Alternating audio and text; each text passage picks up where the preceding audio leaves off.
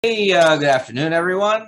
This is John from Samurai Bros Wrestling. I'm back here with my brother Matthew, and we're here for episode 2 of our podcast that we've started up since last week.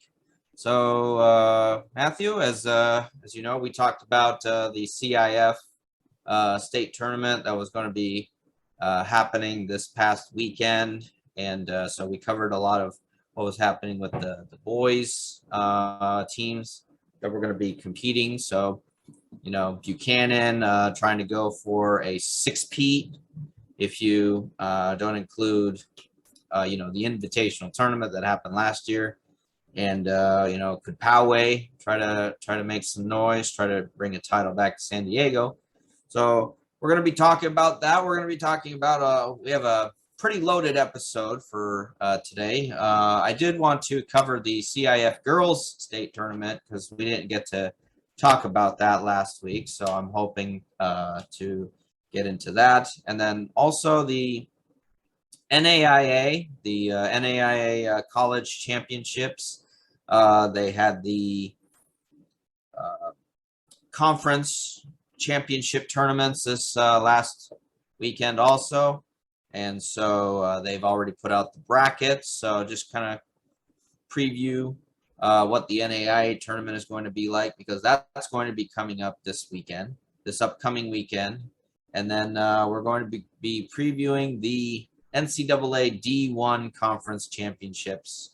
And that's going to then determine who's going to compete for the NCAA D1 title in about 3 weeks. So, Matthew, let's get right into it. First, I want to, you know, let's show some love to the ladies, you know, for the CIF girls tournament and what's been going on with that. So I just want to first kind of go into, I tried to go into the state rankings, and I'm going to go ahead and I'm going to pretty much screen share, you know, what I have so that it'll provide more visual for you and our audience to see. Just a quick heads up for our audio audience, where we'll be trying to talk about this as much as possible. We are on Acast is currently our only platform, but we're going to be looking to expand. So yeah, we'll be talking more later at the end of the episode, which other platforms that you'll be able to catch us on. So Matthew, if you can just do me a favor, and if you can enable screen sharing.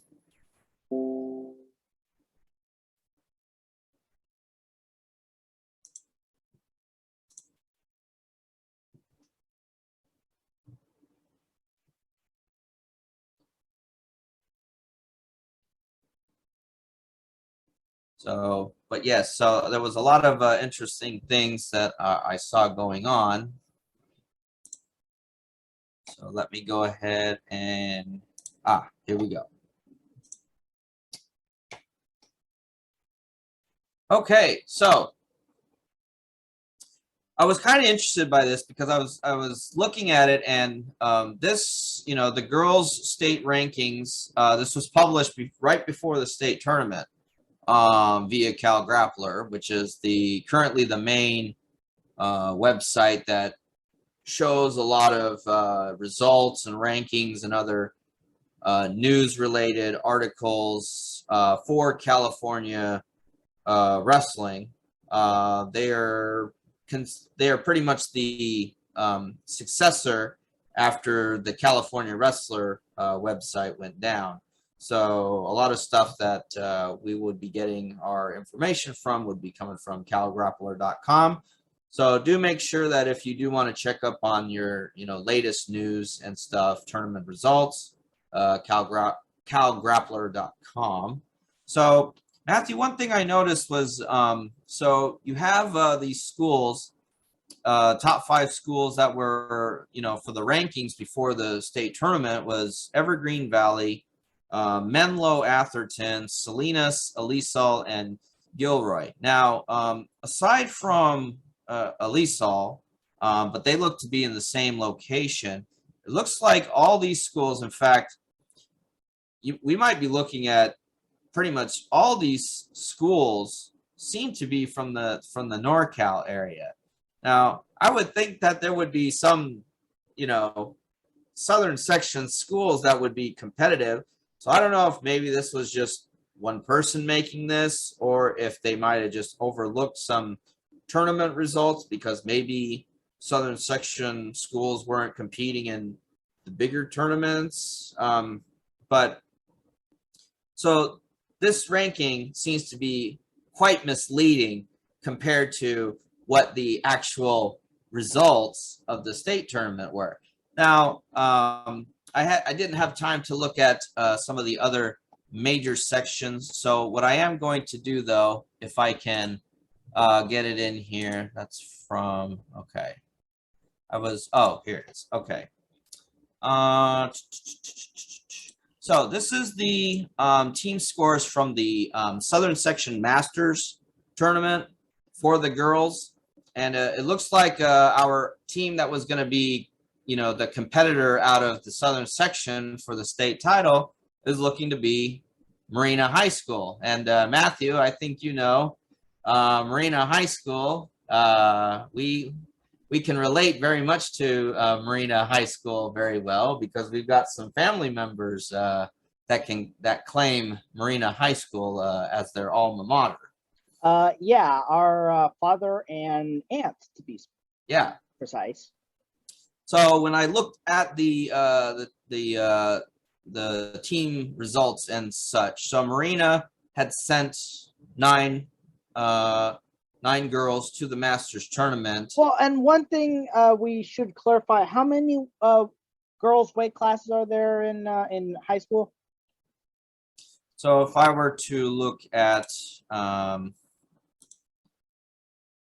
so if we're looking here, you've got 101, 106, 11, 16, 21, 26, 31, 37, 43, 50, 60, 70, 89, and 235. So you do have 14 weight classes. Yeah, they're just shuffled differently. Well, they're a lot more compact at the lower weights. You'll notice they start at 101, and until they get up to 131, it's every 5 pounds, basically. Well, and I'm wondering if that has more to do with the fact that for the girls, for the weight certification, they actually have a higher body fat percentage just because of the difference between men and women. So it's required that women have a higher body fat percentage. So that might have something to do with them having it that way, so that if they can go differently. So anyway, so what I found out though was that Marina High School, they had qualified 9 girls to the Masters tournament, and then 6 of them got through to the state tournament.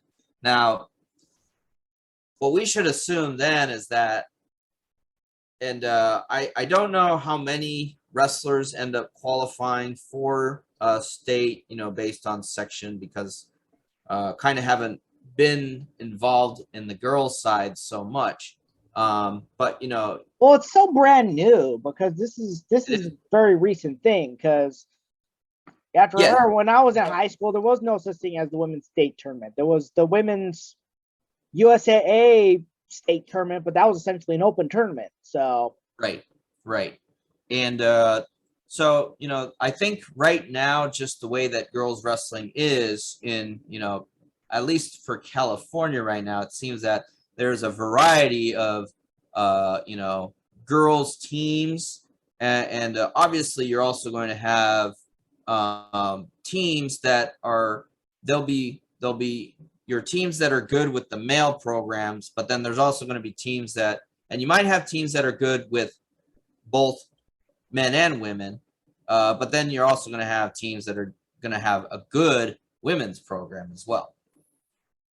Well, yeah, one thing to keep in mind is that with women, a lot of the time when it comes to wrestling, technique is actually going to prevail over, like brute force or something like that. That's why because let's face it, if you watch men's wrestling, sometimes it's not the more technical wrestler that wins. It's the guy who's just the stronger, faster wrestler. That doesn't mean that strength automatically equals a better wrestler. It just means that the perfect combination of athleticism can lead to a less skilled wrestler winning. Whereas, and that's what you often see at the world level. But on the other hand, like just bringing it in, and we'll talk about it sometime as well, like at the world level, the Japanese women are the dominant wrestlers. Now you would think that it would be the Russian women, because Russia and the former Soviet nations are just better overall in men's wrestling, both Greco and freestyle. But no, it's Japan. They're the ones who have been ruling the roost ever since this has been a thing, and that's because Japan are more technical wrestlers. So that's where they've been doing that. So if you have a coach that's more technical and maybe doesn't concentrate as much on strength and conditioning, then it's possible for that to lead to a better women's program. Which, Marina, I'm going to be perfectly honest, I don't remember Marina being a top Southern section school. They always sent good individuals, but they never were a good team. For example, neither was San Dimas, neither was Walnut. Northview, I do remember, because Tatiana Padilla, currently a UFC fighter, world champion wrestler, she went to Northview. Northview just has a long-standing tradition of women's wrestling. So that's where I'd say that's where that comes from. So then what I'd like to do now is get into the what the final team standings were for the girls state tournament, and just seeing who all placed in the finals and such.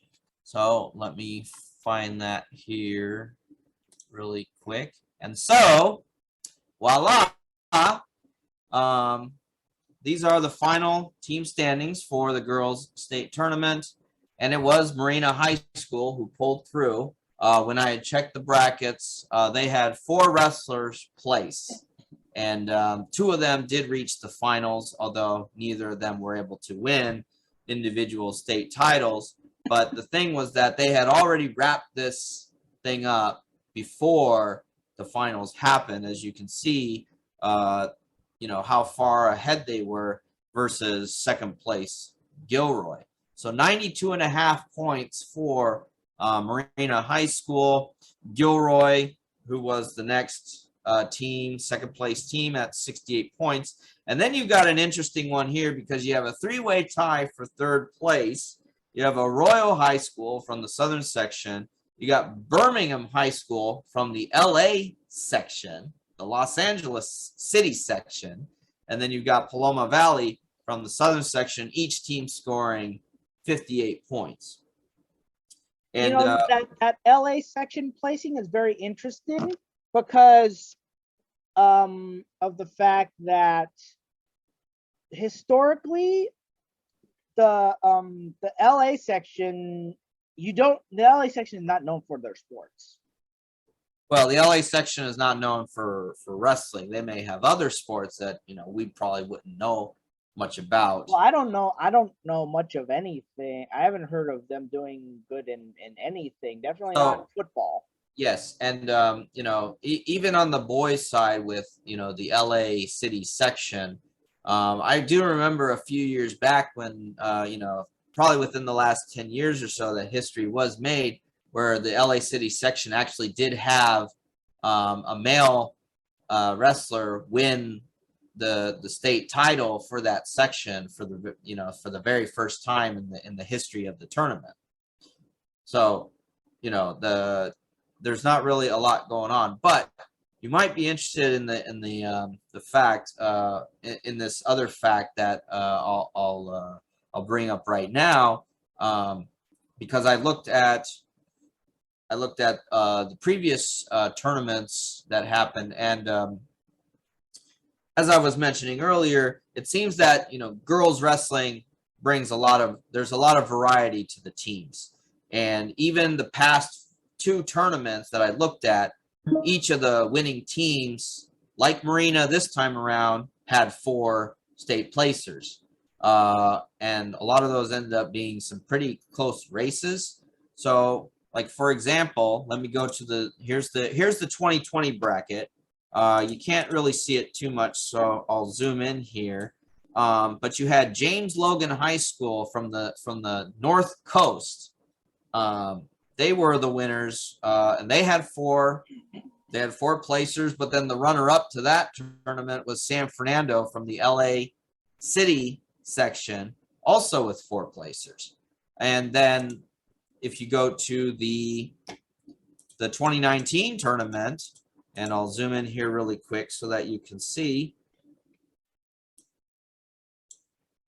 And the winner of the 2019 tournament was San Fernando, but they only had 3 placers, and then Menlo Atherton, was the runner-up, and then Birmingham again, the 3rd place finisher. So it seems to me that there is you're probably, it seems that consistency is not really there, but you are going to have programs that are going to be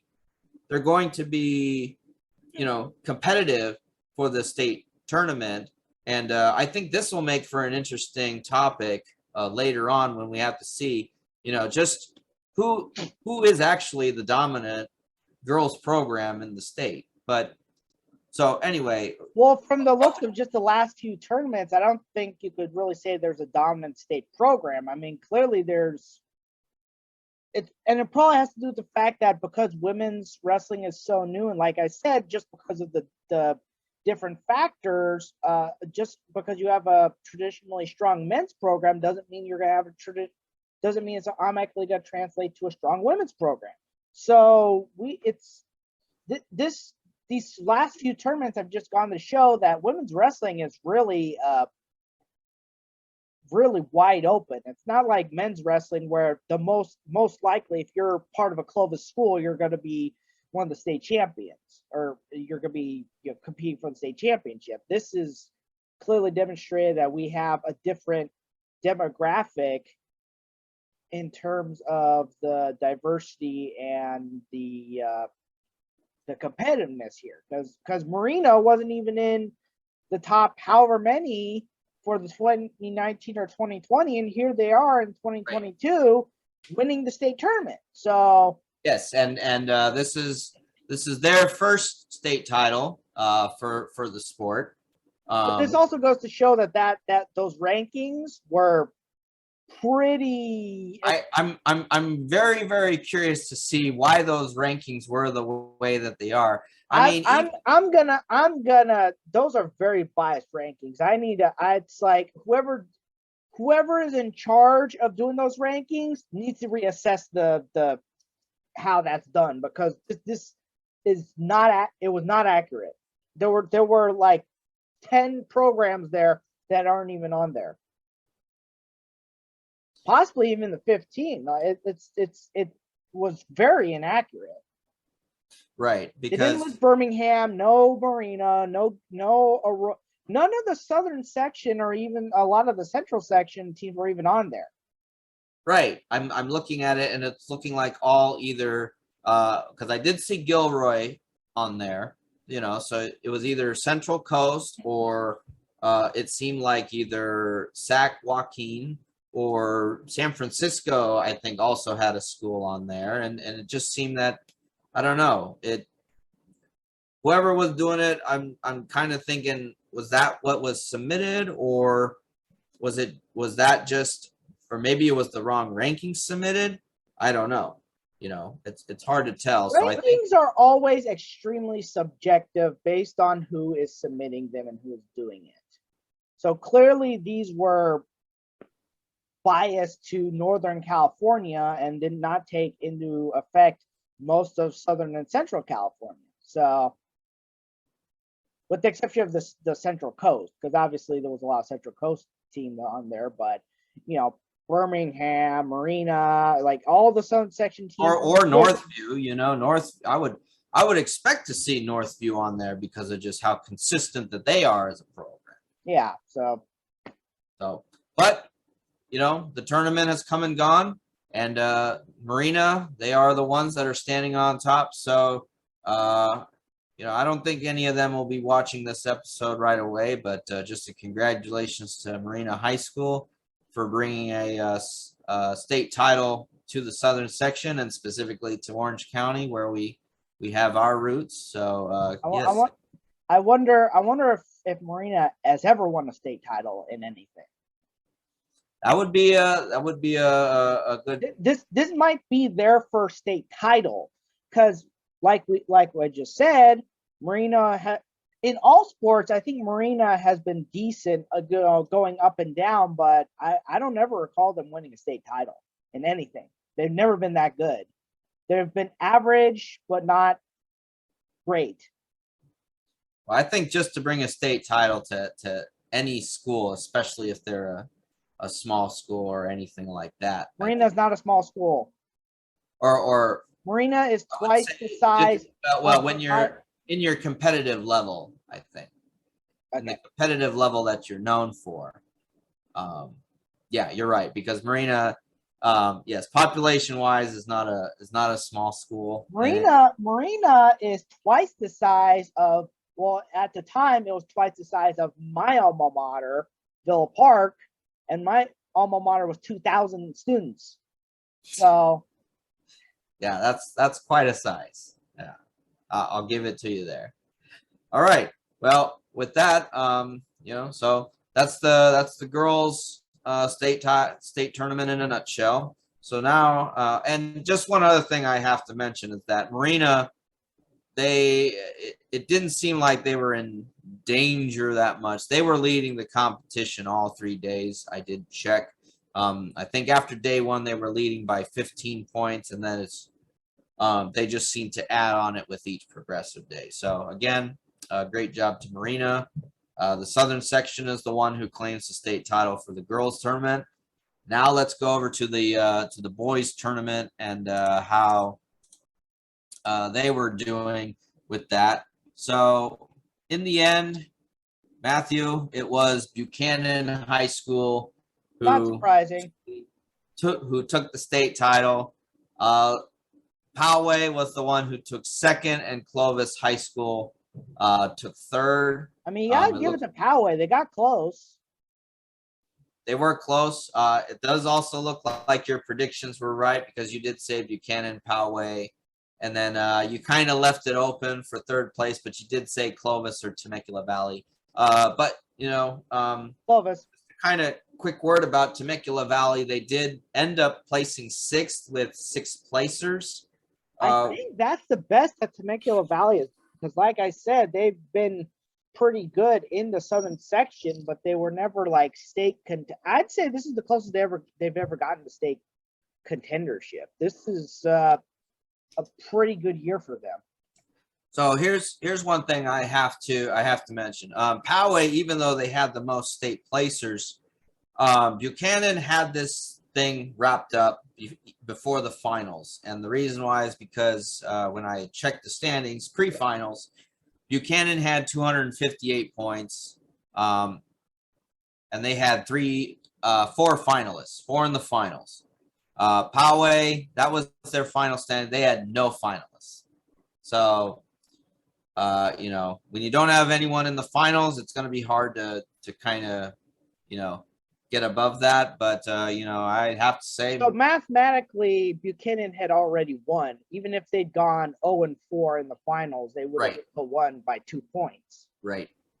But in the end, they did end up with 3 champions, which we'll go over the placing, all the placers really quick. But just so yeah, Poway second place, Clovis third. And it looks like the southern section represented pretty well. Palm Desert, who, as you recall last week in our discussion, they had the 6 winners for the Masters tournament, and so they had 4 of those did end up getting into the finals, where they went 2 for 2. But that was enough to get them into 5th place. just not enough to get into that third place spot because Clovis had more placers, and then they did have a couple people in the finals as well. Then you have it was St. John Bosco who placed second. Was it Bosco? No, I believe it was Calvary Chapel was the one who placed second at the Masters. So Bosco finished fifth, Temecula Valley sixth. Then you had Clovis North, who was the other Central Section school, finished seventh. Then you had Calvary Chapel eight. Gilroy was the first other team from one of the other sections. They ended up finishing ninth, and then Vacaville rounded out the top 10 with 113.5 points. So, Matthew, just your overall thoughts so far on how the team scores ended up going. What do you see from this? As far as what you thought would happen. Well, it's not surprising. Buchanan did win. They were the favorites, and they went in there. Poway gave it a pretty good run. It's been a while since they've won a championship, but they did go for it, and so did Clovis. And like I said, I think Temecula, this is probably the best that Temecula Valley has ever done in the state tournament. This is the closest they've gone to a state tournament. And like I said, Palm Desert came out of nowhere. Bosco, like I said, has always had good individuals, but I think they might have got back when what's their called brothers? The Valencia brothers. Back when the Valencia brothers were there, I think they might have gotten on a similar area, but that's because it was the Valencia brothers. So the fact that they're up there is interesting. Palm Desert, again, not known for their wrestling, and here they are placing fourth in the state. That's pretty respectable for a top four team. And then Calvary Chapel, this is probably the farthest I remember them placing in a while, possibly even the highest. They might have gotten higher, but this is definitely the highest they've placed in a while since that historic dynasty run. So, and then just pointing out a few other ones, Bakersfield, this is, it's been a while since they won a state tournament too, but they did very well. And then also, Fountain Valley again. I don't remember the last time Fountain Valley was anywhere near the top 10 of the state tournament. So the fact that they're up there is quite impressive. This was an interesting. The results were expected, but there were some interesting kind of secondary players, let's just say, in the state tournament. Right. Who would be kind of trying to compete for those bragging rights as far as, where they would place and all, correct? That's what I was referring to. Yeah, with the secondary players, it'll definitely be interesting. And it'll be interesting to see where these programs develop from there. Like I said, Dane Valdez, he's continuing the legacy of Calvary Chapel. Maybe he'll do better. Maybe eventually Calvary Chapel will finally take a state championship for the first time in several decades. We'll just have to wait and see. Poway, maybe Poway's going to get lucky again and take one. But I think definitely one of the things, because I'll be interested to see is because I'll definitely want to look at the brackets, and when we get into the post, at the conclusion of the wrestling season as a whole, that's definitely one of the things that I want to be able for us to cover is, just looking at these schools, who do they have coming back, versus how many, what's going to be their graduating class versus who they're going to be retaining for the upcoming years, because obviously that's going to play a large part into, whether or not they'll be competitive for the upcoming season. And that's certainly true because, whether you have a strong bench or whether you have good people coming back is going to obviously determine how you're going to do. So it's just. So then, just to kind of get into, who did what in the finals. So I'm gonna first go into the first place, and they kind of I don't know how they messed up the order here, as you can see, but they seem to have the 106 results then jump up to 145. So maybe at some point they'll fix that, but who knows? But an interesting one that we saw here was the fact that at 106 it was an all Southern section matchup between the number 4 seed Isaiah Quintero of El Dorado High School versus Ronnie Ramirez of Walnut. And I think these were a few of the only, I believe Mr. Ramirez from Walnut was the only freshman to feature in the finals for the night. So that means, I'm sure that a lot of that would have to do with the fact that, you had you had post-COVID where you had the off year. You had really the teams, all the teams, the strong programs. If they were sticking together, then they were doing their thing, obviously making sure that everyone was, practicing and staying in shape. But maybe, you just had those incoming freshmen that just didn't get the opportunity to show where they were at, because for the 2020 to 2021 season, it was mainly comprised of just only duels, in limited fashion. And the state tournament that they held, as mentioned previously, was an invite tournament that was put together by all the, the coaches in the state. So yeah, that's usually true, because traditionally you'll see especially the lower weight classes, you'll see some younger, unless they're like extremely gifted, it's typically in the lower weight class that you'll see the underclassmen being able to put on a performance and being able to place and sometimes even make it into state finals and stuff like that, because these are usually younger guys who are growing. So in the end, so then when you went to 100 and the 113 pound weight class, it was an all central section match, and it was the 1 seed versus the 2 seed. Joey Cruz of Clovis North ended up winning by decision over Dominic Mendez of Rigetti, 8-3. Then you went up to 120 pounds, where again another Southern section matchup. You had Ethan Perryman of Temecula Valley, who ended up beating his opponent Richard Murillo 5-3 from Canyon Springs, also of the Southern section, and he was the 6th seed going into this tournament. From there, and it looks like, pretty much, and then 132 again, you have another same section matchup. Jack Joffrey from Buchanan winning over Dario Lemus of Clovis. And then once you get to 138, it's the first intersection matchup. First intersection finals, where you had the number 2 seed Michael Joffrey from Buchanan defeating Bo Montanano from Palm Desert in overtime.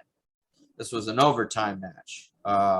So, just to kind of go over, the first 6 weight classes, and the fact that, you only have, actually, before I do that though, 145, then we also had another same section matchup. Number 1 seed Miguel Estrada pinning the number 7 seed Matthew Rodriguez from Rigetti. But overall, what do you think of the fact that, in the first 7 weight classes that you have, only 6 of the 7 weight classes having the same section matchup? Well, that just goes to show how competitive it was within those same sections for the Masters tournaments. And really, it was a competition. Well, some of those guys were seeded differently, but some of them were able to rise to the occasion. And obviously beat their seed and go into their having faced foes that they've possibly, depending on where they are, possibly faced them once or twice, depending on if they've met in the season, also being up there as well. So it's just one of those things where obviously if it's competitive enough within the section and you're able to do good enough in state, well, you're going to face each other again, quite possibly. So then if you go up to 152, you have our second cross-section finals of the night. Number 1 seed Nico Ruiz did major decision number 2 seed Sloan Swan of Buchanan 10-0. And, I think, pins are kind of, unless you're actually seeing what's happened, a pin can give you all sorts of ideas about what actually happened in the match. I would typically think that, especially in a finals match, if you're doing a major decision or if you're doing a tech fall, that is showing clear dominance, over your opponent. Not to discredit any pins that happen in a finals also, but definitely, especially on a 10-0 score, that's nothing to laugh at. Wouldn't you agree? Yeah, the reality is a pin could be anything. Someone slipped, someone got a lucky takedown. There's a variety of reasons why a pin could happen. It could have been a dominant match, or it could have been just something where stuff happened in chain wrestling and in a scramble. I mean, we've both been in those situations before, and we've either gotten pinned or pinned to someone, possibly that we didn't even have any right to be getting pins on. Whereas a tech, a major decision or a tech fall, that goes to show you were destroying your opponent. So if someone blasts their opponent that far out in the finals of the state tournament, that goes to show just how dominant they were. Well, and especially if you're not even allowing your opponent to score. Because a 10-0 would mean that you were getting takedowns, you were not even letting them up, and you were probably getting near fall. There's no other way to get near fall. If they chose down, that means that they didn't get out at all. So that shows just one, that you'd be a good rider, but two, that you're also getting the points also. Yeah, that's definitely the case where, if 10-0, that is a very big display of dominance, because you're riding him, you're getting near fall, you took him down. It just goes to show that, clearly there was a dominant wrestler, and it was Nico Ruiz. Yeah, and he was number 1 in the state. So yeah, Nico Ruiz of Saint John Bosco. So then, I would like to point out, just going back to the 145, I did say that, depending on a pin and stuff like that, it's, anything could happen in there. But if you look at Miguel Estrada, he was the number 1 seed and he pinned the number 7 seed. If we want to go back to, it's one of those things where most likely he was favored.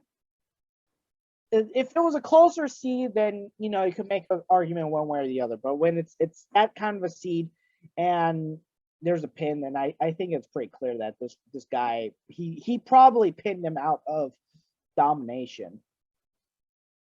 So then if we go to 160 pounds, we had number 2 seed Manuel Gaitan of Temecula Valley beating the number 1 seed Luke Gayer of Calvary Chapel in the second overtime finals of the night.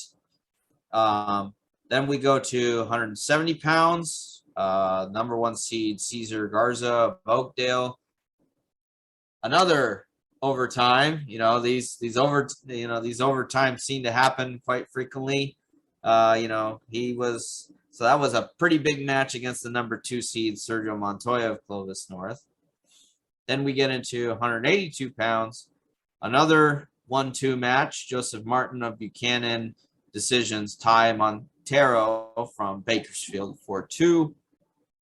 And 195, number 1 seed Cody Merrill of Gilroy, decision over Sonny Kling of Palm Desert 5-0. And then our last overtime match of the night was Paul Sharp, number 2 seed Clovis North, getting a sudden victory takedown over the number 1 seed Caden Rogers of Buchanan.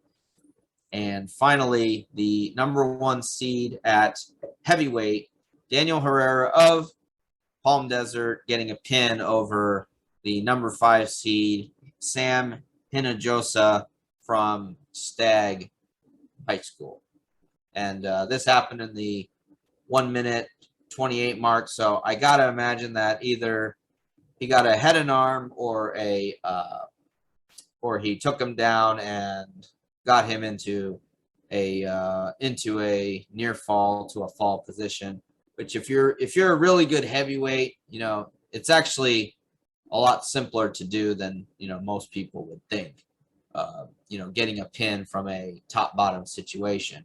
I mean, the other common one is going to be that they're both going to be trying to throw each other in a head and arm or something, and that's where you're going to get the pin. Your thoughts on that, Matthew?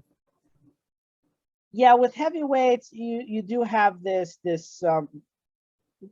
especially you see it especially in high school, not so much a little bit depending on the level that you're in college, but you typically have this image of two big I don't know how to put this. I really don't know how to put this mildly, but essentially two big blubber balls bumping off of each other. I don't know how else to put it. I really don't. But yeah, you have this image of two big blubber balls bumping off of each other, and one of them getting lucky. But you might have more competitive heavyweights going out there who are more athletic, who might actually be able to go in there and get the takedown. And especially if you're talking like some guys who are like, the lowest weight class is 220. Suppose the guy's like at 240 and he doesn't want to have to cut 20 pounds. Well, obviously he's got to put more effort into being a more technical wrestler. So that's I would just have to see, what kind of body types we're talking about here, because when you're going in the state, you're seeing less of those rotund, just purely rotund guys, but you still do have that image of, even at like if we want to point out, like at the NCAA level, you're still going to see the guys are not like Adonis body built guys, but they're kind of more stacked, like more looking like football players. And sometimes it's just still one of those times. Like I remember back when Cole Conrad and Steve Mako were going at it, those guys typically did not win by going in there and shooting on each other. They went in there with like the trips and the head and arms and stuff like that. So typically, yeah, with heavyweights, you're not going to see like these like shooters going in there and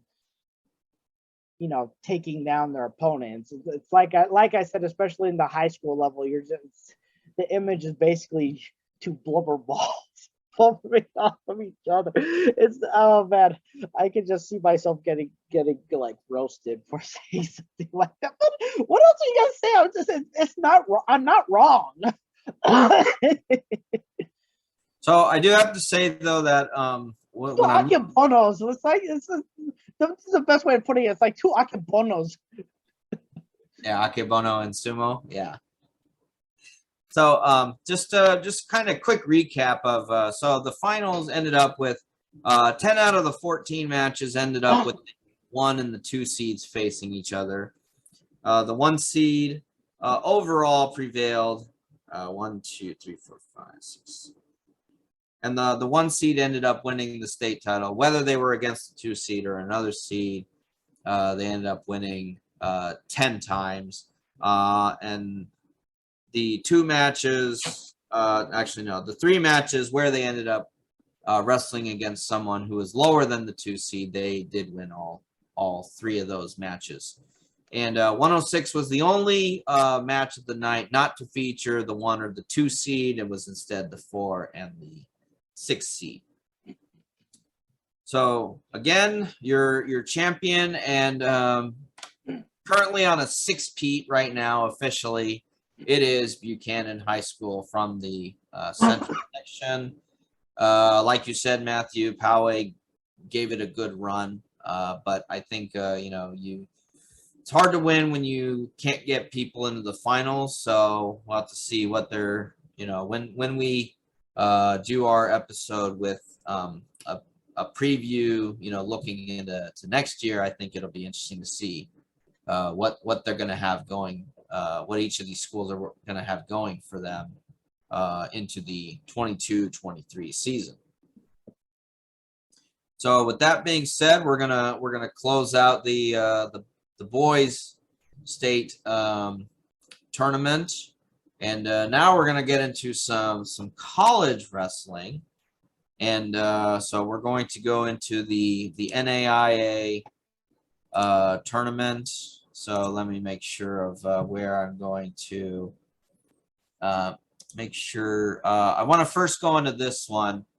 This was the release from the NAIA website, talking about who all the qualifiers were that were announced. And so each conference, and there's 9 conferences that sponsor wrestling in the NAIA. So they do get an automatic qualifier. So that would mean that if you win, that has to mean if you win your weight class, you're going to automatically qualify for the NAIA tournament.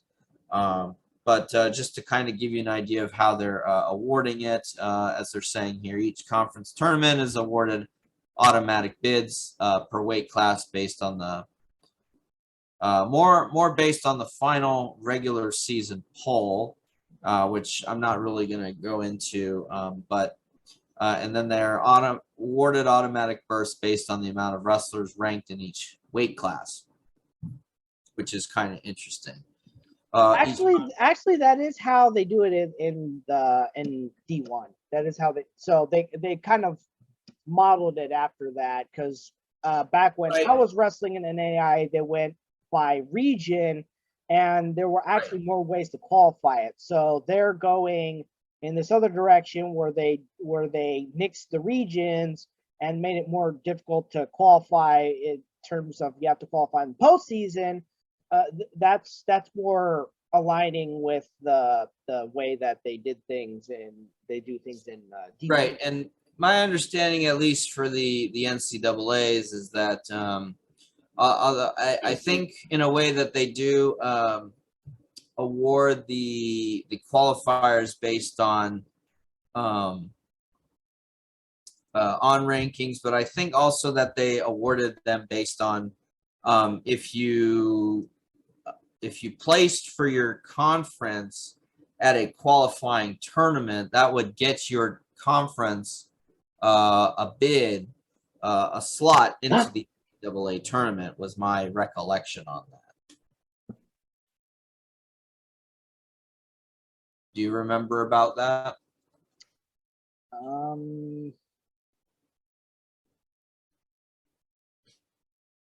Yeah, the formula is kind of complicated, but as I recall, it's similar to what they do with the NAIA. But okay. So anyway, it does say each conference is awarded a minimum of 1 automatic bid per weight class, which goes to the tournament champion, even if the conference does not have any wrestlers ranked in the final regular season poll. So anyway, regarding teams that are going to be taking at least 10 to the NAIA championships, you're going to have a full team of 12 will be taken by 3 teams, which is Grandview of Iowa, Life University in Georgia, and Reinhardt University in Georgia. So those 3 teams will be taking 12 wrestlers, and then you have Indiana Tech University and Southeastern University taking 11, with Cumberland's Kentucky, rounding out that group of teams who will be taking 10. So Matthew, I do think when you were wrestling in NAI was Grandview the one that was really competitive when you were around out there? This was like shortly before their time. You have to remember that a lot of teams that are now in D2 were still in the NAI. A lot of them were just starting. If they hadn't transitioned, they were like about to within a few years. I think my senior year was the last year that you had McKendree, Notre Dame, Ohio, Lindenwood, all those big name schools that were Cal Baptist. So all those big name schools that are now in D2, they were still in the NAIA. So towards the top, it was still competitive. Northview's dominance started right after those teams all left. So basically, they didn't really have too many opposing teams is essentially what it came down to. Right. Because and actually it was Life University, Georgia, that ended up winning the national title last year, and which was kind of a surprise. And one thing to remember, I don't even know if Life even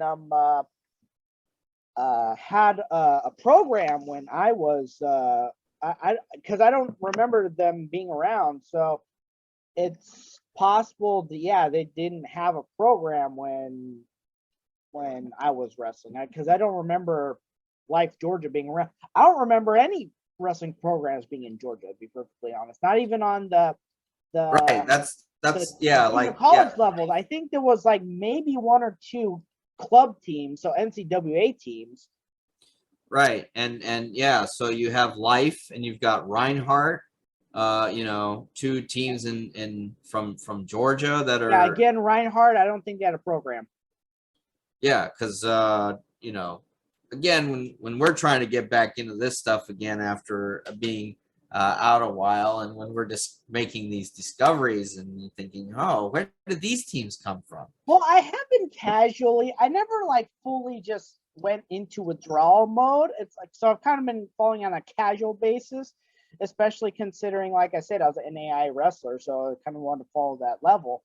But yeah, it was one of those things where I'm seeing these programs rise from out of nowhere. I'm just like, oh my gosh, well, this is rather interesting. Well, and here's an interesting thing to point out, because I was trying to go over where everything is at, who's been in the game so far. And so obviously Life, they won the national title last year. The 2020 tournament actually did run because it took place before. It was in February. Lockdowns were in March. Right. So the 2020 tournament did happen as well. What I did see reading back in some records here is that Grandview, before Life won their national title, Grandview had won 9 of the past 10 national titles. So yes, you're right. It's very much been Grandview, and I have to guess that probably if you did have wrestlers that wanted, maybe you had wrestlers that wanted to stay in NAIA, because if you're transitioning between NAIA to the NCAA, you're on a probationary period, and so you end up having to compete in the NCAA, I believe is the one. So, maybe you had a lot of wrestlers that maybe transferred out from those schools that decided to, transition. I mean, maybe do you think that could be why Grandview started having a bit of success? I don't know if it necessarily had to do with transfers. I do know that in like the case of Lindenwood, Lindenwood actually has 2 campuses. They've got the St. Charles campus, which is their main campus, and they have a Belleville campus. For a brief time, they actually had a Belleville program, and it was actually run by the man who was mainly my assistant coach, Paul Collum. For some reason, not too long ago, they cut that program.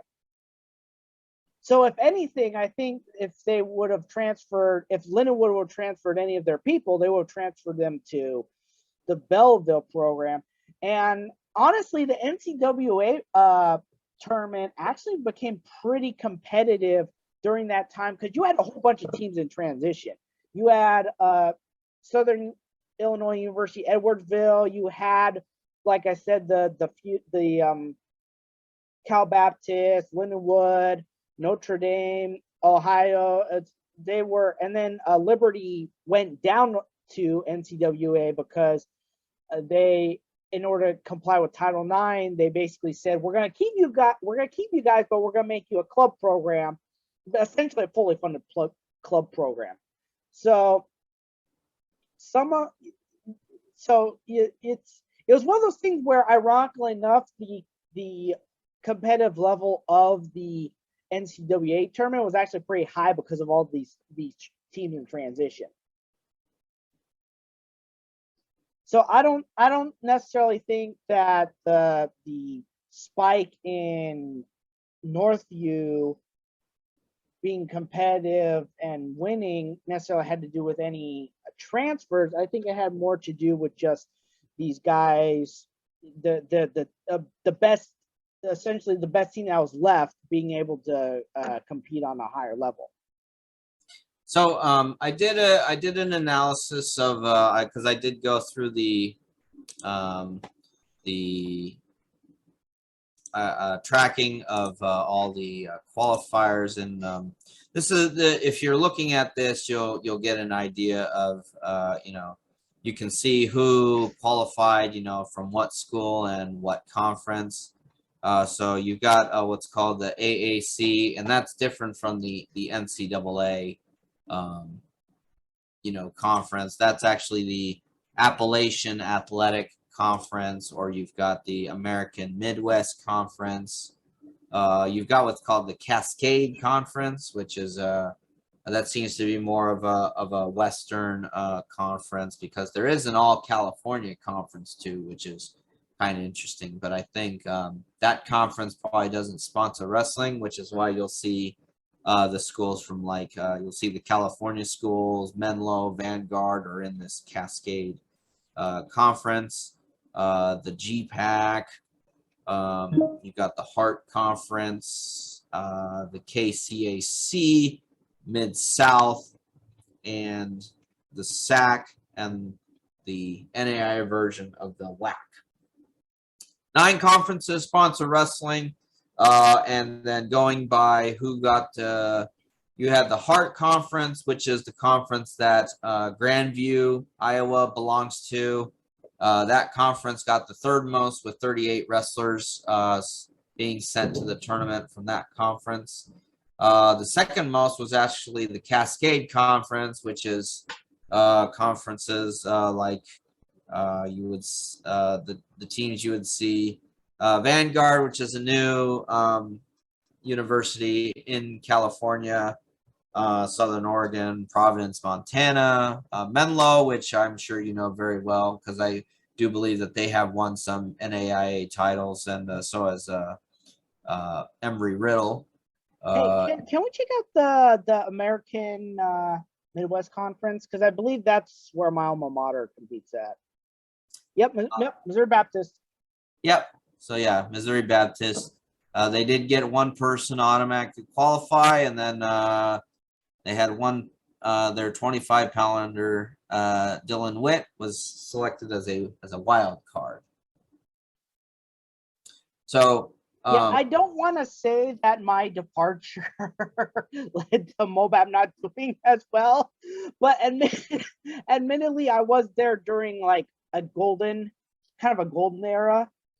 I believe that they did have some All-Americans during the time that you were there. Correct? Yeah, I think we had like 2 or 3 years where we had 3 All-Americans. That was the most. I think we had maybe a finalist in there. It was pretty good. can't remember if it was 10th or 9th that we played. Definitely 10th. But yeah, So you got a top 10 finish. yeah, we got a top 10 finish. I think it was my junior year, might have been my sophomore year. Long story short, we had a good few years. We essentially had a golden era in terms of the men's wrestling. I think Moab does better at women's wrestling Nowadays. Yeah, well, ever since we got started, because we had a few top competitive women's wrestlers, and then on top of that, my junior year was when we had our first national champion in either men's or women's, and it was a little plucky girl named Helen Marlis. Yes. The gold medalist from the 2016 Olympics. I still don't know. It's like, thinking back on it, it's like what's the better thing to say that you the better claim to fame, that you were teammates with an Olympic gold medalist, or that your team did the best while you were there? It's like, to me, I'm just like, man, which one do I brag about more? But I find myself bragging more about the fact that I was teammates with an Olympic gold medalist.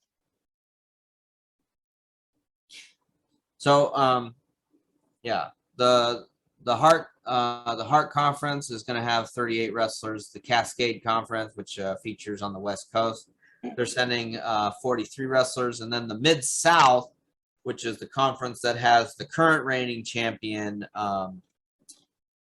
Life University Georgia.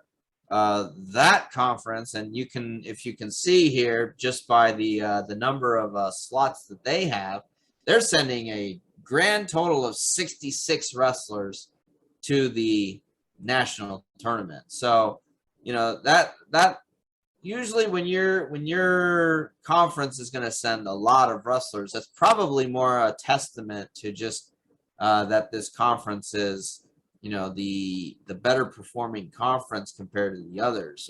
What do you have to say about that? That's definitely good. Yeah, if you have more consistency, you're going to be able to send more wrestlers, and obviously that means you've got a better chance. And of note is that we should point out the fact that even though the NAIA has typically always tried to align their rules more with NCAA, especially D1, like I said, that's why they went from having regions to conferences. The one thing to point out, though, is that they still do have the 12 wrestler minimum, whereas you only have 10 weight classes, and in NCAA you're only sending the however many of the 10 that you qualify. Yeah, so should be interesting to see. Just well, in NCAA you get to send 20. If you qualify that many, you got to send 20. And does it matter the weight class, or is it max 2 per weight? It's a max 2 per weight. Oh, okay. It's same rules. It's only 2 per weight class that you could send the most. So it'll be interesting to see. Will Life University get a second consecutive title? To make a defense, or will Northview reclaim? Grandview reclaim, yes. Yes.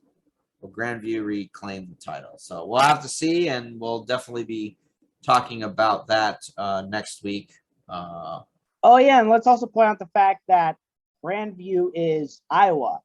Yes. The Heartland, which is appropriate because they're in the Heartland Conference. So you can probably imagine that maybe because obviously we'll go back and see about some of the other programs. I mean, because it's Iowa and Iowa State, but then you're gonna have if you've got D2, D3, and then you've got Grandview, and then I think there's also some dominant community colleges also out in Iowa too. Yeah, there are. So these you're probably gonna have the kids going there, places like Grandview that they probably would have wanted to go to Iowa or Iowa State, and either maybe they just didn't get recruited, or maybe you had guys that did end up going there, but they just maybe couldn't handle that. Maybe they just couldn't make the lineup, and so and that happens all the time. You're gonna get guys, you know, they'll go to a D1 or a D2, and they're going there with the intention of trying to get on the lineup, but then they end up not getting there, and then it's a matter of, okay, so do you want to try and continue doing that, or do you want to take your chance, maybe, in another division? Hard to say. Well, if you want to use me as an example, I only made the lineup 2 years, and they weren't consecutive. I was my sophomore year. We were thin. I was used earlier in the season. We got more people later in the season. They plugged it up. I didn't wrestle towards the end of the year. Senior year became the direct opposite. I came back. They needed me. They were plugging me into duels at the end of the season. So it's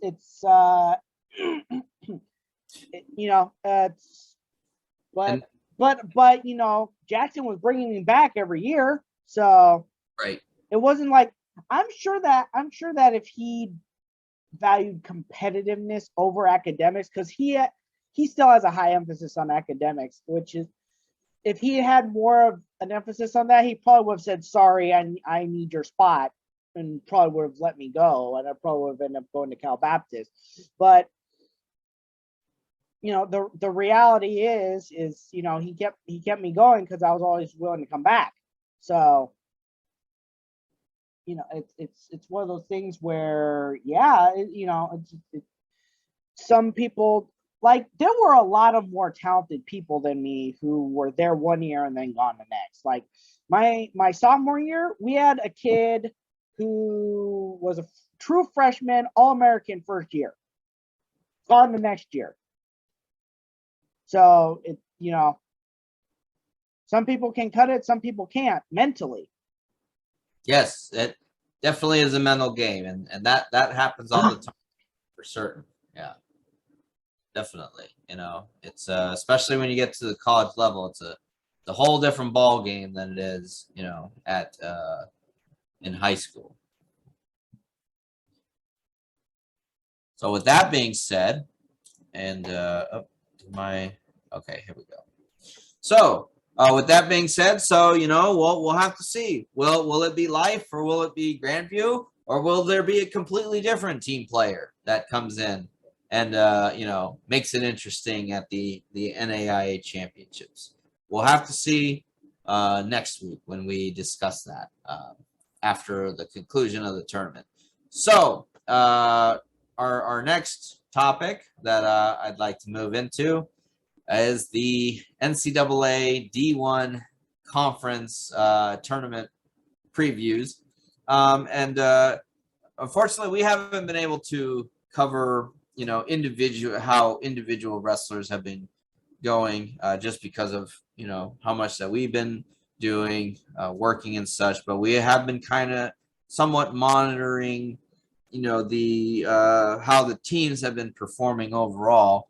So Matthew, I'll be showing here, obviously, and again, this is the team rankings, and this is from Intermat's, what we know based on how the teams have been performing duel wise, and of course this is you and I both understand that this is not going to be reflective of how the teams overall are going to be doing at the conference championships. This isn't reflective of how they're going to be doing at the NCAA tournament, but this, I think, can give us, somewhat of an idea of, where we think that the teams might finish. I mean, would you not agree? Yeah, it's definitely a preview. It's not set in stone, so we definitely don't know for sure if this is going to be it. I mean, for all we know, I might come back and pull an upset. I mean, there's teams who have been able to pull upsets the NCAA championships before, but it's definitely an indicator of what's probably going to happen again. The conference championships could yield completely different results, but we'll just have to wait and see how all of this goes. So just to kind of give us an idea, I'll go over first, just how many qualifying spots have been allocated to each conference. based on the formula that the NCAA uses. So you've got it looks like the seven conferences in the NCAA D1 level that sponsor wrestling. You've got the Atlantic Coast Conference, you've got the Big 12, Big 10. You know, those two conferences are rich in, you know, wrestling history. Also the EIWA, Eastern Intercollegiate Wrestling Association, the Mid-American Conference, the Pac-12, and the Southern Conference. So those are the 7 conferences. And so overall, when you're looking at it, and so I'll kind of skip over here.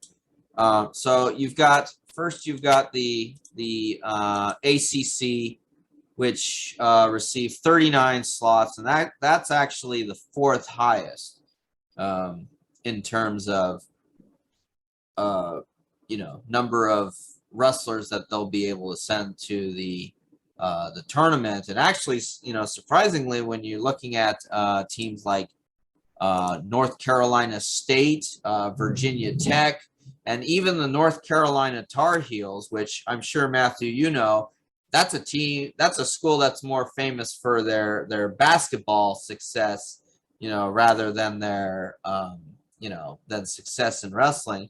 But it seems that, you know, North Carolina is making it somewhat interesting. They're ranked in there.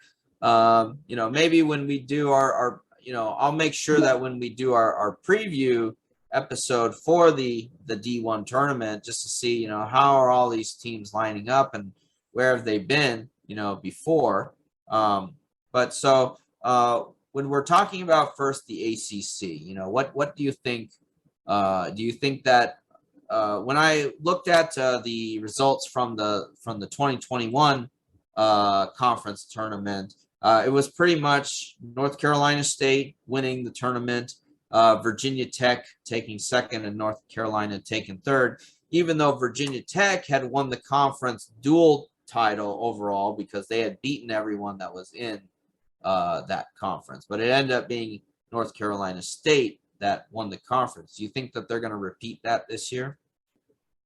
It is quite possible because, again, one thing to always keep in mind is that it's, you know, it's with duels depends on having a strong overall competitive team, whereas, you know, tournaments depend on having some stronger individuals. So it's possible to be in that situation where you're Virginia Tech and you win all the duels because you're in a competitive team when you're in your one-on-ones, but when you get into a tournament and you're facing other people, it's possible that, you know, you aren't going to be able to pull it off, and that another team who has stronger individuals who are better at tournaments are going to pull it off and win. Okay, so it's a distinct possibility. Right. So before we get into the really big conferences, I do want to cover a couple of the smaller ones. You know, you've got the Southern Conference. They're pretty much the ones that are, you know, they're gonna barely make the minimum. You know, they're only getting 15 qualifying spots, and basically, you know, that's you know, you get your conference champion, and then depending on the weight class, it's only going to be the, you know, the person who makes the finals that's going to end up going to the tournament as well. Then you've got the Mid-American Conference, who's going to qualify 22 slots. Even for them, though, and in certain weight classes, they're only going to get the champion going as well. And, you know, I'm sure that this has to do with, you know, how they ended up doing at some of these other tournaments. But it just seems that, you know, these are conferences that probably don't make a lot of noise, but what would you expect for them? You know, do you think that they, you know, might be something that they could do once they get through the conference going forward? As far as I know, out of these two conferences, only Central Michigan is ranked in the top 25. Which is kind of interesting that a lot of these conferences are getting with like the SoCon, for example, some of them are getting 2, and I'm almost wondering if that's like more of a mercy rule than anything else. Okay. So then, before then the next conference after that, Pac-12, you know, they've at times been competitive. You know, they'll have, you know, teams that may have a good run. You know, they'll get teams that will have individual wrestlers that will do really well. For them, though, it is looking like ASU, Arizona State, is leading the standings. Although when you look at the rankings here, you know, they can't even crack the top 10. You know, they're looking from the outside in at 11th place for Arizona State. And then their next team up is Oregon State, who's sitting in 20th place. When I checked the results from the last year, you did have Arizona State being the winner, and then Oregon State and Stanford replacing second and third. So, you know, I do know that Zahid Valencia, one of the Valencia brothers, he because of issues he had with drug testing, he was let go by ASU. So it's only his brother, who I have seen be somewhat of a standout wrestler. But, you know, you do have other wrestlers that are trying to make a name for themselves at ASU. But how do you think that, do you think that it will be ASU that will probably repeat as Pac-12 champions? You think Oregon State and Stanford might have a chance, especially considering Stanford almost, you know, literally got the axe, no pun intended, you know, during the last couple of years? Yeah, that was kind of scary, and you know, it's like at one point, you know, they were saying, "Oh, if we start women's programming, you're gonna keep us," and then eventually, because of protests from all of those programs, I mean, they weren't talking about. It wasn't like 1 or 2 programs. They were talking about essentially axing a third of their programs. At which point, the alumni from all those programs stepped up and said, "No, we're gonna do this," and that included Stanford, the wrestling team. That because, you know, if you go to Stanford, you're looking to become someone who's like who's up there, like probably a businessman. So a lot of these guys came up and were able to put in this endowment that's going to essentially fund the program for itself. But as you can see, Stanford isn't even in the top 25. So if anyone were to unseat Arizona State, I'd say it was Oregon State. But even then, Arizona State under I think it's who's the coach there right now? I was gonna say Dak Prescott, but I'm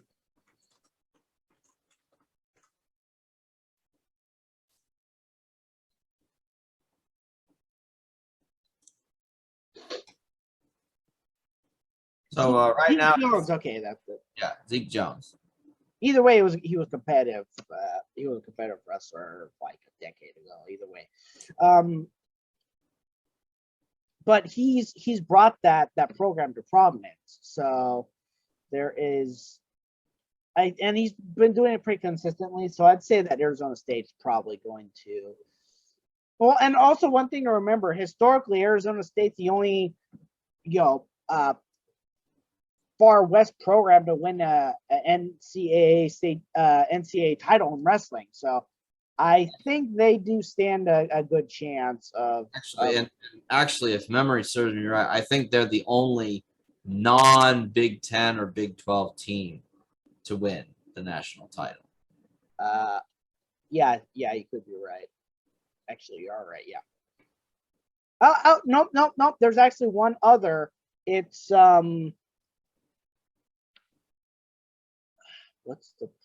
it's some college that's now a D3. Actually, no. It's actually University of Northern Iowa.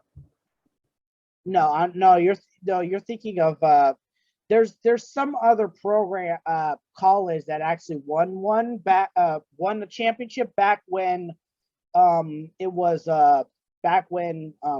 just one division, and then when they split the divisions, eventually this program ended up in D3. I'd like to say it's like it's another Cornell. It's not the Cornell. It's a Cornell like in the Midwest. Okay, I'll make sure to look it up then. Okay, so with that being said, as we're going to be winding down here, but just let's get to the EIWA. They're going to qualify 42 wrestlers to the national tournament. Right now, Cornell is pretty much the leading team for that conference, and then you have Pennsylvania University also in the top 25, followed by Princeton at 25th. So I believe the EIWA is now the only all wrestling college conference, right? Because all the others folded into other conferences. Yes, there were super regionals, I think, and I know that one of the super regionals, all the teams from that super regional ended up merging with the Big 12, which is why, ironically, the Big 12 now has 12 schools in wrestling, compared to only 10 in football, which is, kind of a running joke that we can go with for, I think, quite a while. Of course, they're going back to 12 within the next few years. Right, because that's right. Fresno State is no longer a program, but Cal Baptist is supposed to be joining them. No, I was talking about in football. Oh, yes. Oh, yes. In football, yes, because Texas and Oklahoma are leaving, which, and I think, though, that even if Oklahoma as a full school is leaving the Big 12 to go to the SEC, I'm firmly of the opinion that Oklahoma, the wrestling program, will stay in the Big 12 as a quote-unquote affiliate program, because there's nowhere else for them to go. Well, there's talks about them going to like the Pac-12 or something. That would I don't know if I could understand that one, but that's something that we can talk for another day. Anyway, what was interesting about last year's EIWA championships, and actually I do have it here. It was actually Lehigh that won that tournament, followed by Navy and Army. Well, remember the what's it called? The Ivy League didn't compete that year. Ah, good point. You're right. So that would make sense for the reason why Cornell had an absence, but they're back. They're back and they're coming out strong. Cornell has historically been very competitive at the NCAA tournament. They've back when Kyle Dake was there, they got second, which is impressive for a Ivy League school, especially considering that the Ivy League is actually one of the few leagues that actually does not do sports scholarships, even though they're D1. Right. So probably Cornell won't make any noise to crack the top three, because it's the top three that's the really, the positions that are paid attention to. But I can imagine that Cornell will reclaim their crown, at least for the EIWA conference championship this year. Wouldn't you agree? Yeah, that's definitely well, they've already won the Ivy League in terms of like the duels, but yeah, it's in terms of the IEWA they definitely would be able to do that. Okay, so Big 12. Big 12 is going to have 58 slots for the NCAA tournament. So, you know, we all know who the players are: Iowa State, Oklahoma State, Oklahoma. You know, just you know, then you've got you know, the Of note with Oklahoma State, they're actually not having a good year this year because a lot of their guys have gotten injured. right, which explains why they're ranked lower than Iowa State. So, you know, and Iowa State, you know, they went 15-1 in duels. So, you know, I have to imagine that, you know, if you know, since injuries are plaguing Oklahoma State, and if they can't have their guys be healthy, then it's probably going to be Iowa State is going to be claiming the crown this year.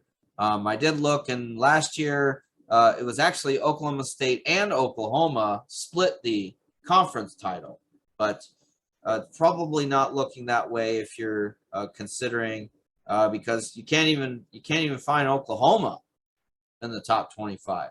So what does that mean for them? Well, it means that they're having even more of a down year than Oklahoma State. I mean, so if we were to, you know, have to look at, hopefully, I can get how things have been going here. Yeah, I mean, if you look at just for example, the fact that Oklahoma, you know, Oklahoma losing to Arizona State, you know, maybe some others. You know, they'll beat you know, teams that aren't as competitive, but I think, you know, this is probably going to be you know, this is probably not going to be the Big 12's year as far as, you know, having a strong team for the you know, the national tournament, but definitely, you know, it'll be interesting to see who can claim the Big 12 title. Especially if it's going to be Iowa State that's going to be coming back into the fray. Well, if I'm going to be extremely blunt, I mean, the last time that that the Big 12 had a competitive team was probably like early Kale years when he was at Iowa State. I mean, that was probably the last time, or even maybe if you want to go back towards when, you know, Okie State was on their four. Right, they're four-peat from 03 to 06. Yeah, that's. I mean, it would have to be one of those. But you know, since then they just haven't been able to put together a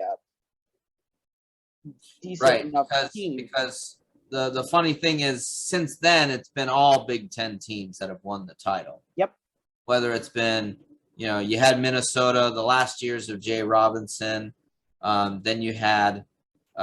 You know, there were a few years where Brands. Yes, Brands had a three-peat run, and then forget who. Oh, Ohio State had that dream, and Ohio State came in too. And then it was just after that you had Kale.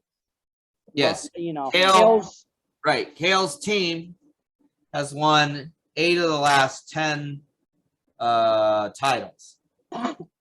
So, you know, and it seems to come in fours. So you had his four-peat, then Ohio State came in, and then you had his next four-peat, and then it was obvious though that if they had not canceled the tournament in 2020, Iowa would have won that tournament. Oh yeah, hands down. They were doing that. They were doing well. It would have been Iowa.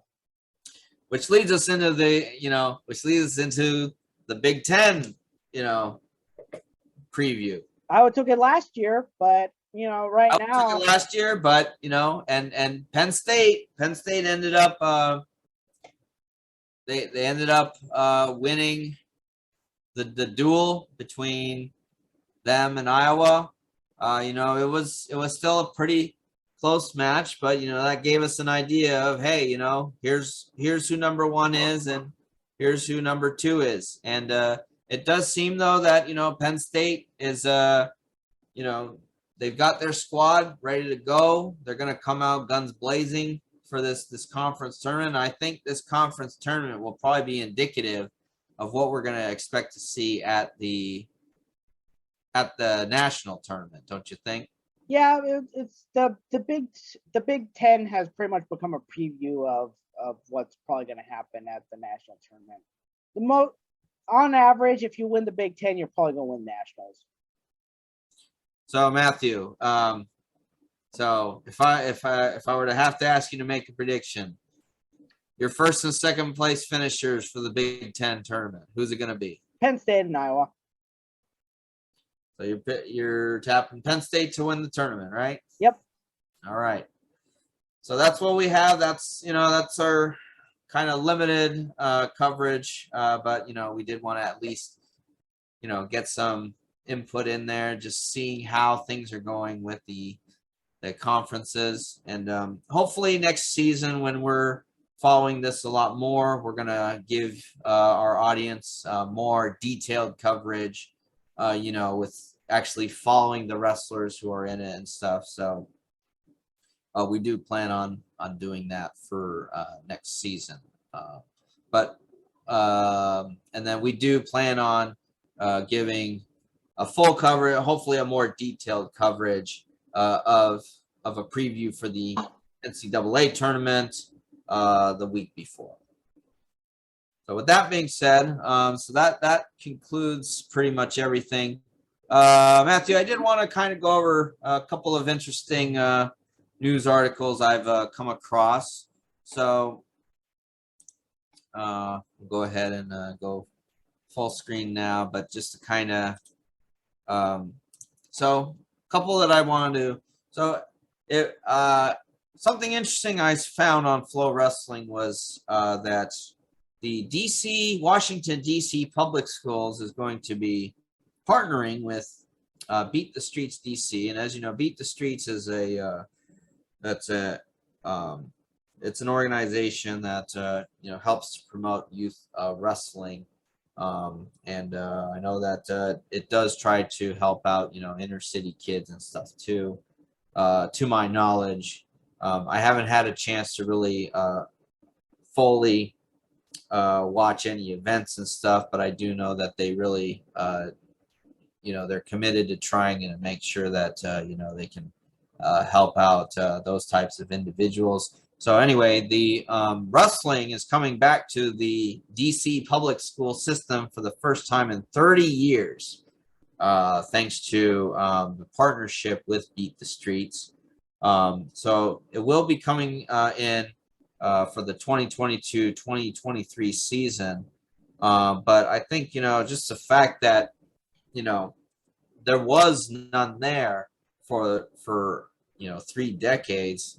What do you think, though, that as a sport, the fact that, when there's been times where we've been losing programs and stuff, what is your thoughts about the fact that we can have wrestling coming back into, a place like Washington, D.C. like this, especially after such a long absence? It's rather interesting because I would really like to know why it disappeared in the first place. Like, why is it that 30 years ago they decided to axe all the wrestling? I mean, if it was there, then what happened? Like, what exactly happened? Because if you think about it, 30 years ago, that was what, 92? At this point, yes, it would have been 92. Yeah, like what happened in the 90s that what resulted in that axing, and maybe there might be some more detailed. I don't know if it says that in the article, but you really have to ask the question, what happened that they axed it? And now here you are, and it's going to be very interesting because it's still essentially a city. So I mean, it's like regardless of there's talks about possibly doing a statehood or whatever it is, but the reality is it's the size of a city. So the question is, what do you? It's you're gonna have a Washington D.C. championship, I would imagine. I would also imagine that maybe just to get competitive, you're gonna have a lot of these schools maybe doing duels in like local Maryland and Virginia and stuff like that. I don't know if any of them are gonna get big enough. I don't know if obviously they're all starting from scratch. So it would be several years before you see Washington, D.C. schools going to like, Beast of the East, which is the big tournament back in the Eastern United States, one of the biggest in the nation. So it's one of those things where it is nice to see it. It's nice to see that you're gonna have competition coming back to the state of to the District of Columbia. It's nice to see that the state's going to grow, sport's going to grow, especially in an area like that, where obviously Beat the Streets is doing it specifically because let's face it, Washington D.C. is one of those high crime areas. So if this is even going to get like the few kids off the streets that's going to get off the streets, then that's a good thing.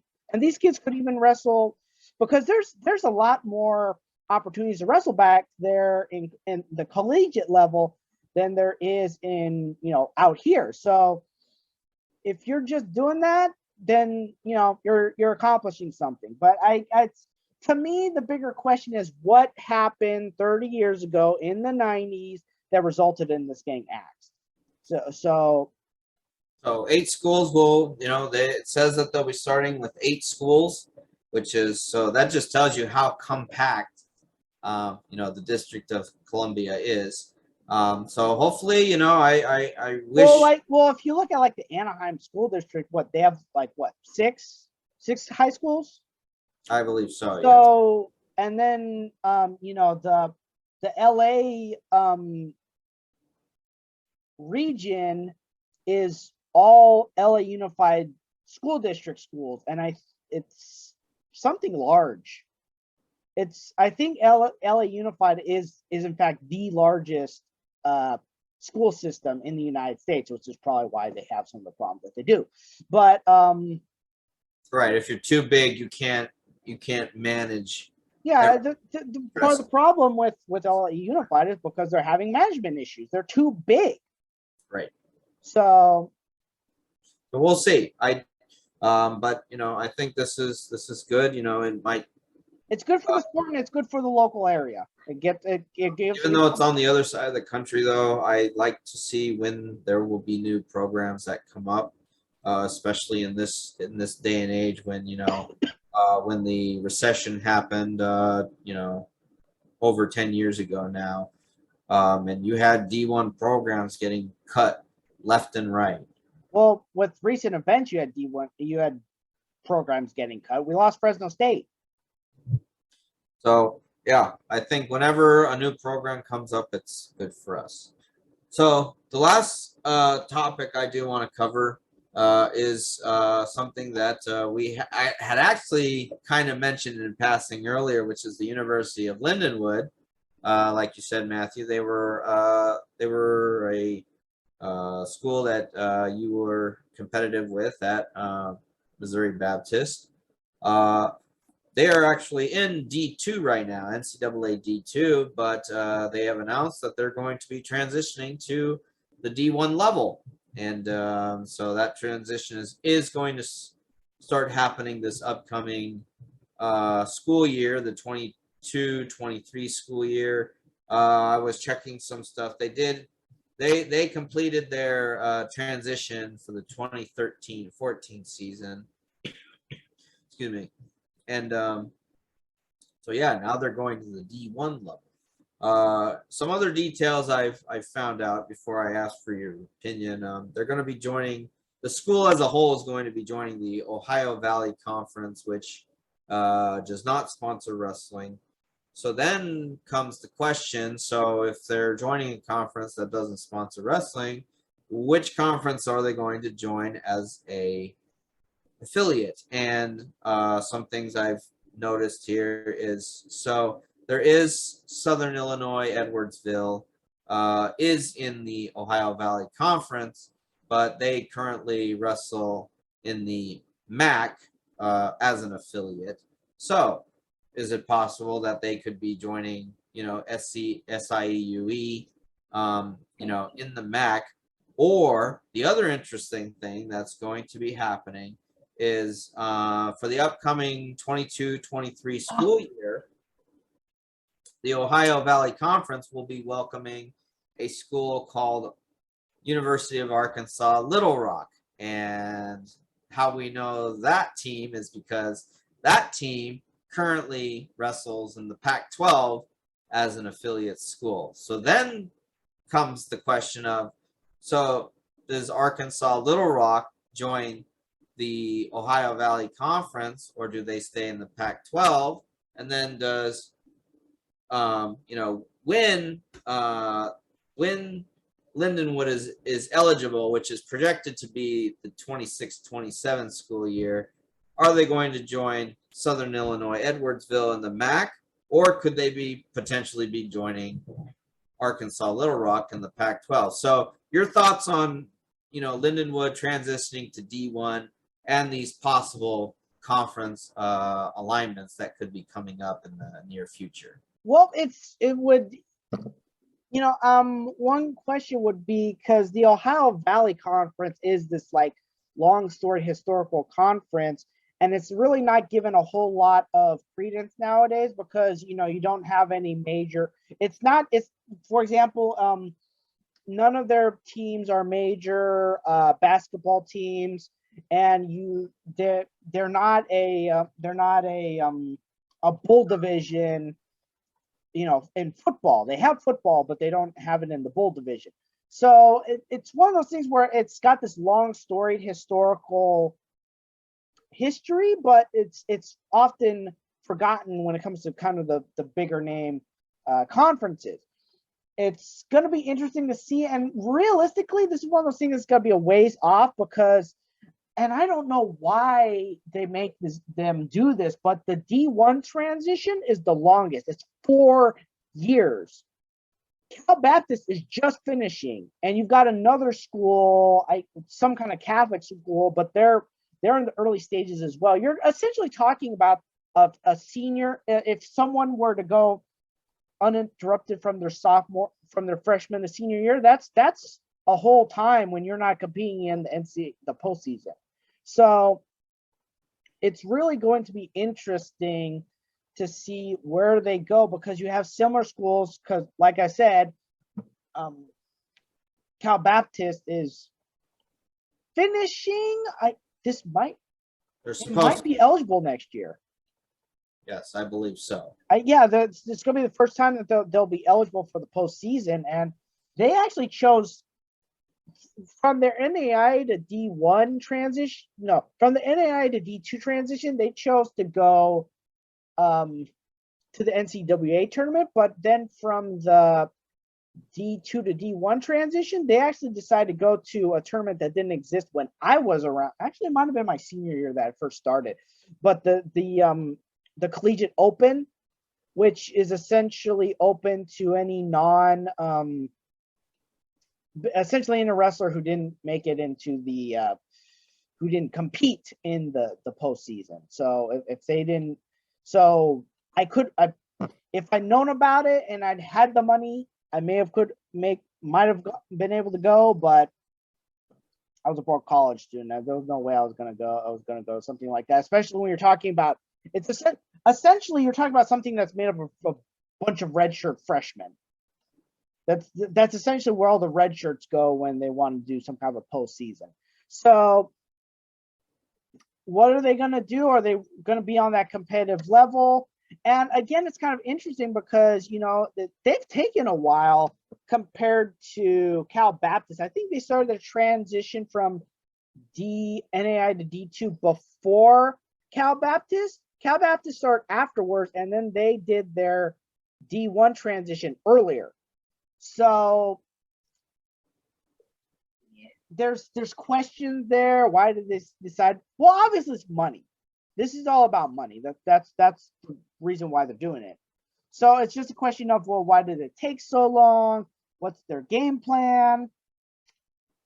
There's a whole lot of questions going into it, and then of course, during their transition, Cal Baptist actually took the time to kind of test the waters, because they were also dueling a bunch of Pac-12 schools in addition to Big 12. So they were kind of testing the waters of, well, which way do we want to go? Especially when you consider that their coach, Zaleski, is the former UC Davis coach. So he had experience I think he had experience coaching in both the Big 12 and the Pac-12. So it was kind of one of those things where he was weighing his options.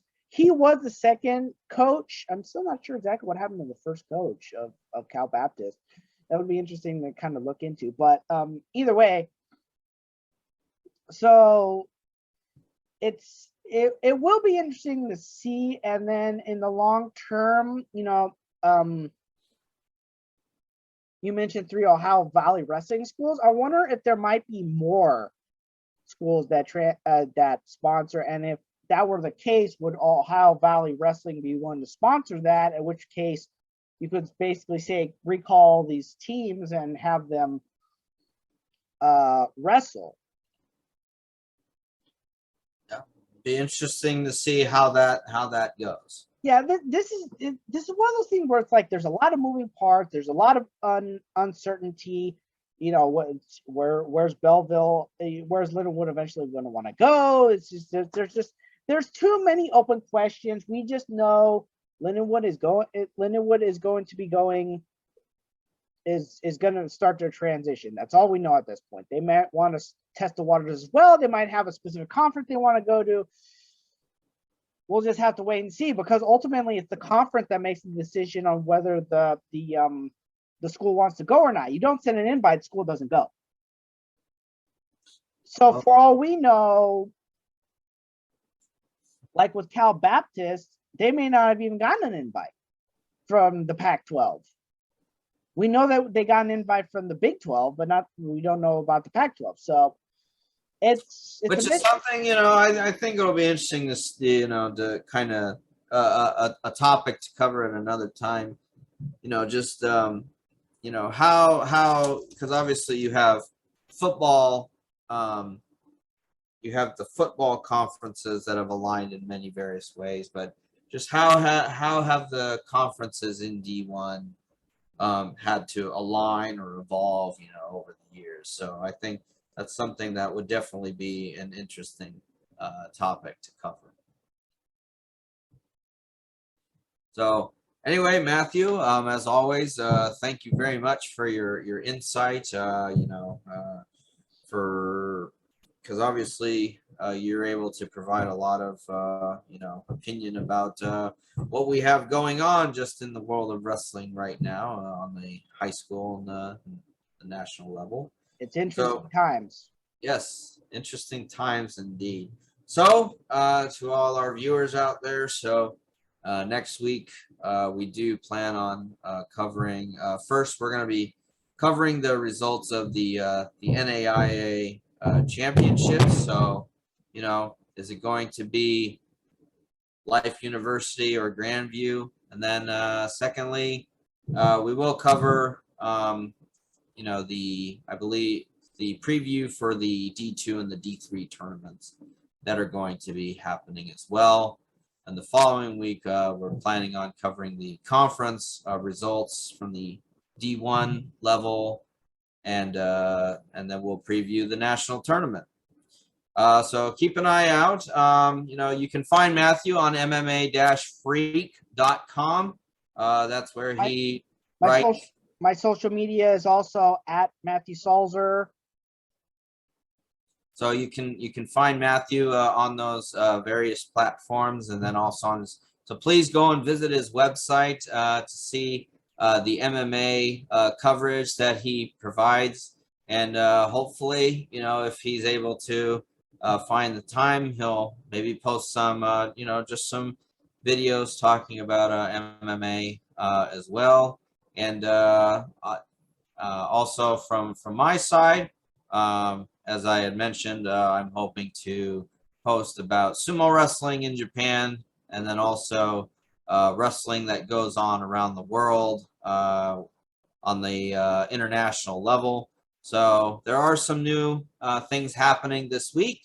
So I'll be hopefully posting some of that within the next few days to give you some insight into the tournaments and other things that are happening. So Matthew, thank you again for coming out today, and to all our viewers, thank you as well for sitting in, and we hope to see Also, remember, we are on YouTube, Rumble, and currently for audio only, we are on Acast. We will be expanding our audio platforms in the coming weeks.